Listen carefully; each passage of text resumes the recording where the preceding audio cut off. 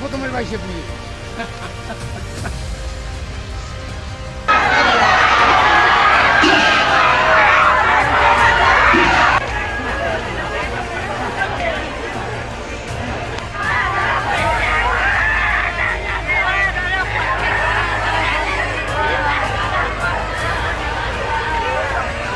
ৰাতি হৈছে ৰাতি 9:26 মানতে হ'ব বুলি মই মানে শুনা মতে 9:26 পৰা 9:30 ভিতৰত হ'ব বুলি আমি তেখেতে স্কুটি আনিছিল লাল মানে হেৰি কালাৰৰ স্কুটি